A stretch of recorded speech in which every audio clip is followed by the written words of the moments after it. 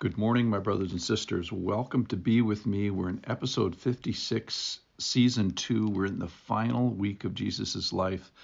It's Tuesday of the Great Week, and he has 100 hours left to live, which just gives emphasis to the story. Today's story is going to ask, who do you think you are and who do you think God is? And it ends up in a war of respect. Specifically, it's a war of disrespect. It's going to be told by a parable, and a parable hits close to home because in the parable we find a beloved son sent and then eventually killed. But that's not the end of the story. All right, let me read. It's from Luke chapter 20, and I'm going to start in verse 9. And he began to tell the people this parable. A man planted a vineyard and let it out to tenants and went into another country for a long while. And when the time came, he sent a servant to the tenants so that they would give him some of the fruit of the vineyard. But the tenants beat him and sent him away empty-handed. So the war of disrespect starts there. And he sent another servant, but they also beat and treat him shamefully and sent him away empty-handed. So they go to DEFCON 1. And he sent yet a third. This one they also wounded and cast out. DEFCON 2. Then the owner of the vineyard said, "What shall I do? I will send my beloved son. Perhaps they will respect him." But when the tenants saw him, they said to themselves, "This is the heir. Let us kill him so that the inheritance may be ours." And they threw him out of the vineyard and killed him. So they go to DEFCON 3. And then he asks the question, what then will the owner of the vineyard do to them? And they go to DEFCON 4. The Lord goes to DEFCON 4. The owner goes to DEFCON 4.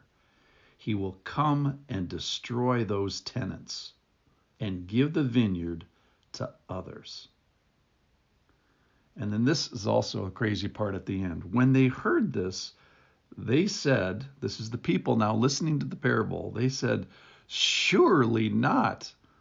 What is illogical about this? This is go to war, DEFCON 1, DEFCON 2, DEFCON 3, go to DEFCON 4, which is the Lord's prerogative. What about this don't you understand? And they say, "Surely not." All right, so let's go back to the owner. We find him as the planter. He's the renter. He goes away for a while. There's so many parallels that make us think of the Lord. He delegates to these three servants. He requires fruit. He's an expector of fruit. He's an expector of harvest.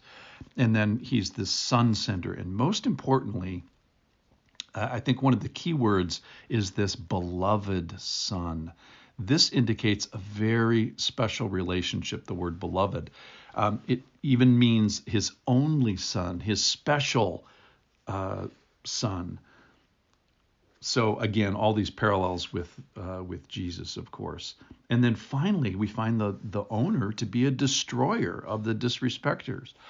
About a week ago or so, we did a passage on slaughter, which was uncomfortable at the end. And in the end of that, we kind of came to worship the Lord for his sovereignty. Okay, so let's go to the tenants. They're long-term renters, and they kind of get the idea that they think the place is theirs.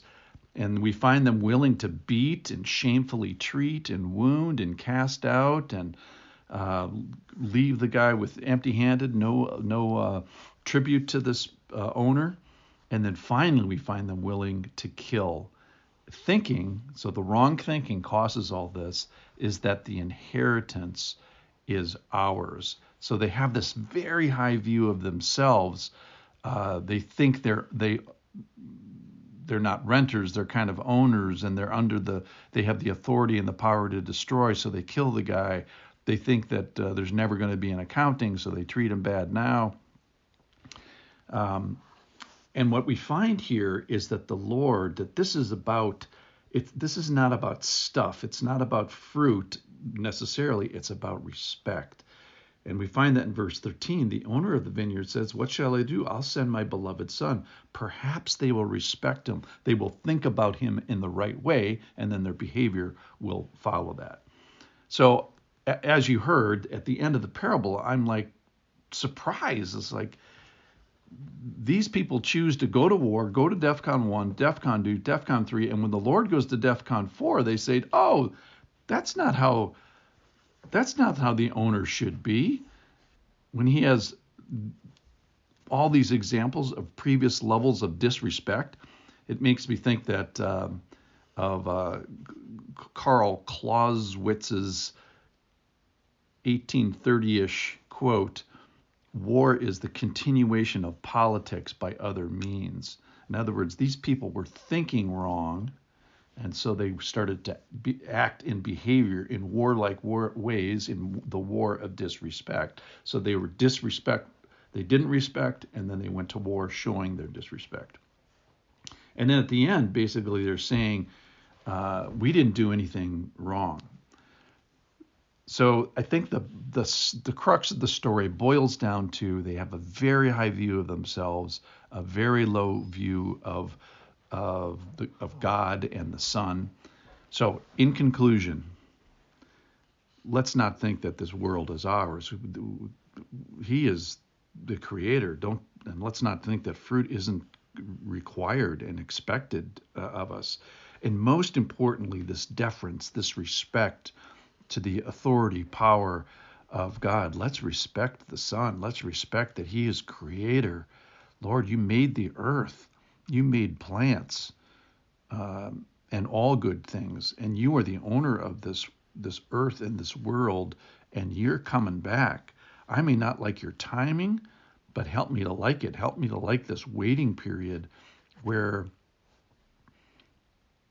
I think I may have a tendency to think I'm in charge.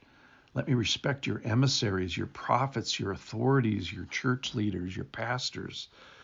And then, Lord, let me respect your ability and also your authority to go to DEFCON 4 if necessary. So I wonder about my listeners and myself. Do you see yourself disagreeing with God? Do you see yourself disagreeing with his emissaries? Do you see yourself disagreeing with the Son, the beloved Son, willing to beat, treat, shamefully wound, cast out, just like they did to Jesus? So let's, friends, people, listeners, please, let's respect the Son and get out of our war of disrespect. Thanks for listening. See you tomorrow.